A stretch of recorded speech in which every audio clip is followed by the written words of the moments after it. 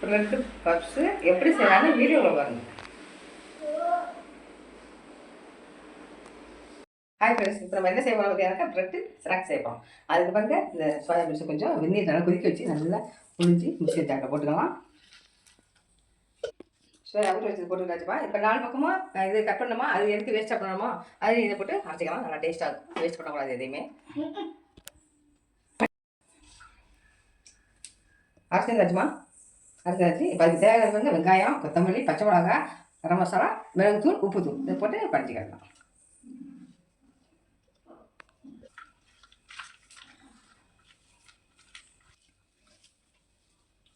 இதுங்கப்பா நல்லா நான் பழச்சிக்கிட்டு இது வச்சுங்க.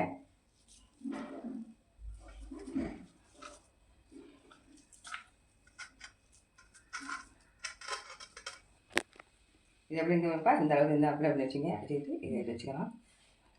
அவ்வளோதான். இதை நாளாக கட் பண்ணிக்கலாமா?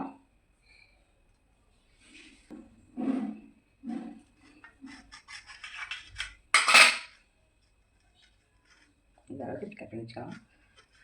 ஏன்னா இதே மாதிரி எல்லா ப்ரெட்டும் பண்ணிக்கலாமா? இது போட்டு வச்சுக்கோமா. இதுக்கு வந்து ஒரு பேஸ்ட்டு வந்து தயாரித்து வச்சுருக்கோம். இதில் கொஞ்சம் சோள மாவு, கொஞ்சம் மைதா மாவு, கொஞ்சோண்டு மிளகு, கொஞ்சோண்டு கொத்தமல்லி போட்டு உப்பு தூள் போட்டு கலக்கி வச்சுருக்கோம். இதை போட்டு இப்படி நினச்சிக்கிட்டு அதில் எண்ணெயை போடணும்.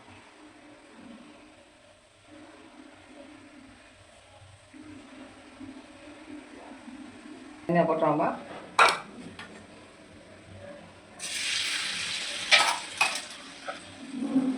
எடுத்துக்கோமா.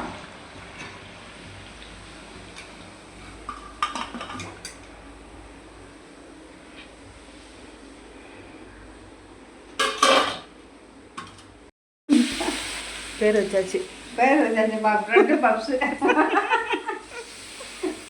ப்ரெட்டு பப்ஸு செஞ்சாச்சுப்பா. இந்த கேரளை கொடுத்துடலாம். எடுத்து டேஸ்ட்டு பாருங்கள், சாப்பிட்டுடுங்க.